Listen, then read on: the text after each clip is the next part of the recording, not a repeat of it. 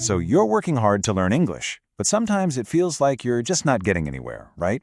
Well, today we're going to look at a method that's all about making your efforts actually count, a way to move from just practicing to making real, solid progress. Does this feel familiar? You know, you're putting in the hours, you're doing all the exercises, but your progress has kind of stalled. It's a super common feeling, and believe me, you're definitely not alone in this. So, what's the fix? Well, the idea we're exploring today suggests that the answer isn't just grinding out more practice. Nope. It's about finding a smarter method, one that's built on a clear strategy, a little self-awareness, and checking in with yourself regularly. Now, this whole approach is part of a much bigger idea you'll find in the RuiEnglish course. It's called Mastering Your Learning DNA. And what that means is helping you figure out your own unique strengths, using them on purpose, and turning any challenges into brand new opportunities.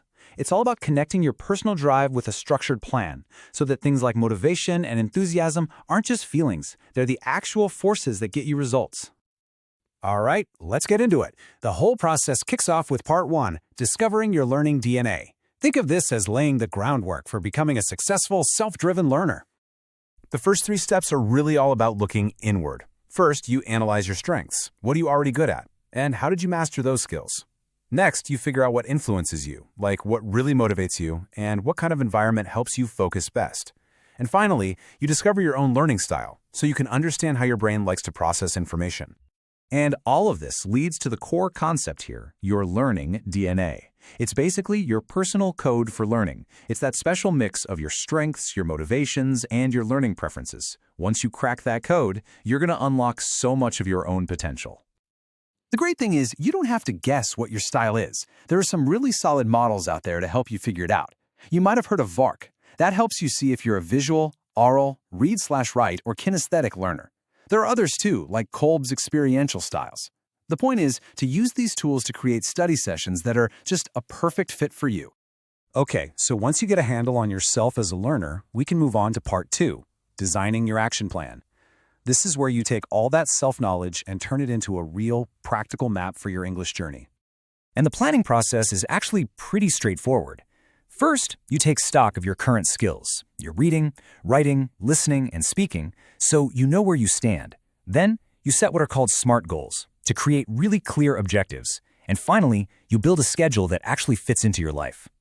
So what exactly are SMART goals? Well, this framework is what turns a vague wish into a real target. Instead of saying, I want to get better at English, a SMART goal would be something like, for the next month, I'm going to have a 10-minute conversation in English with a native speaker 2 times a week. See the difference? It's specific, measurable, achievable, relevant, and time-bound. And when you set goals like this, you can create what's called a goal map. You're basically connecting your big, long-term goals to small daily actions, and that makes the whole journey feel way less overwhelming.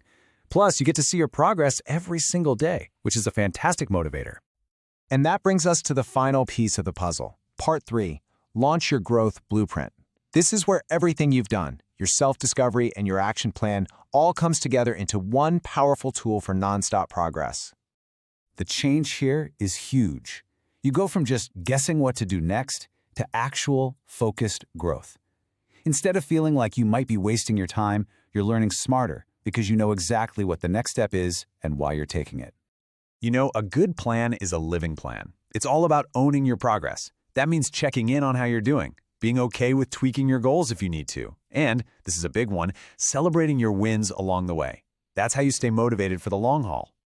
And the final result of all this work is your very own growth blueprint. This is your personal plan, the one that connects your strategies, your learning style, and your strengths into one clear road forward. To make this even more practical, this method gives you specific tools to bring your blueprint to life, like a skill compass to guide your focus, mind pathways to help structure your thinking, and a success framework to tie it all together. This quote really sums up the whole promise here. Unlock your strengths, master your motivation, and design a study plan that actually works. At the end of the day, it's about making sure all your hard work pays off. So, if you take one thing away from all of this, let it be this. Becoming fluent in English isn't just about luck or some hidden talent. It's built by strategy. So, I'll leave you with a question to think about. Now that you've seen this framework, what's the very first step you're going to take to start mapping out your own learning journey?